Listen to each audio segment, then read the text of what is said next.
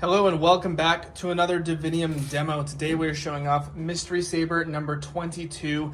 This is a silver tier and it is a staff and it is pretty awesome, as you can see. Starting up top, we have these solid brass claws made by Inspire Designs. I've had these around for ages and finally put them to use on a base for a hilt that I also did with Inspire Designs. This is an Inspirium base, which is the first hilt we actually collaborated on. It is very nice. It's all precision CNC machine here in Canada, and that goes for both ends of it. They're both the same pieces, and then originally I had a CNC machined grip, but I wanted to do something a little different. So we have a raised section in the middle.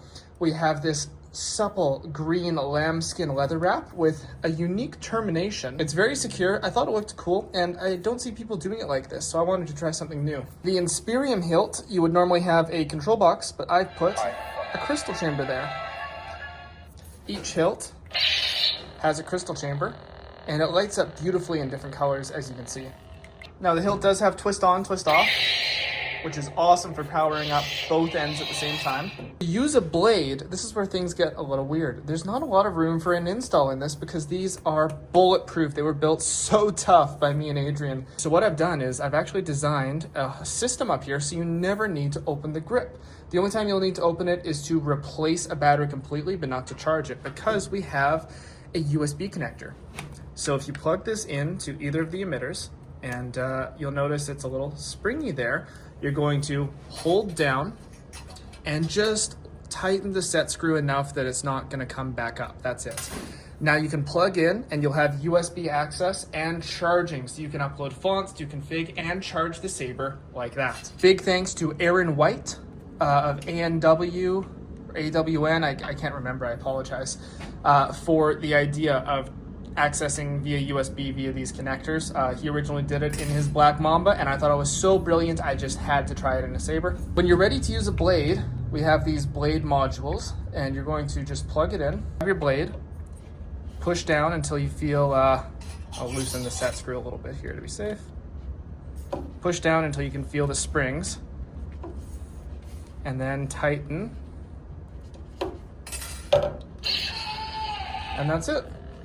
You've got maybe 1.5 inches tops of blade depth, I think closer to 1 inch. So I wouldn't necessarily recommend dueling with this, but I made sure the owner was aware of the situation and he just intends on displaying this.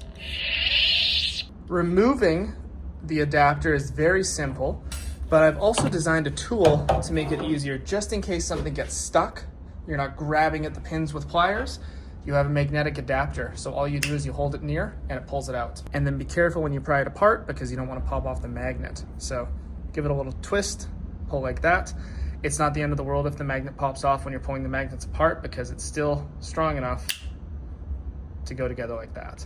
So just make sure you give it a kind of twist and pull so the magnet sticks on there. It's just a press fit. There's not a lot of room for glue and I didn't want to make things messy, so you could try adding some super glue if you find it's coming off too easily or too often. Now, to access the chassis, you just have to unscrew the grip. Both chassis are identical. It is just an 18500 battery and a speaker. That's it. Pulling out the battery, your positive is towards the top and your positive is the pin, or negative is the spring. Negative into positive. And that's it. I really don't recommend accessing it unless you absolutely have to.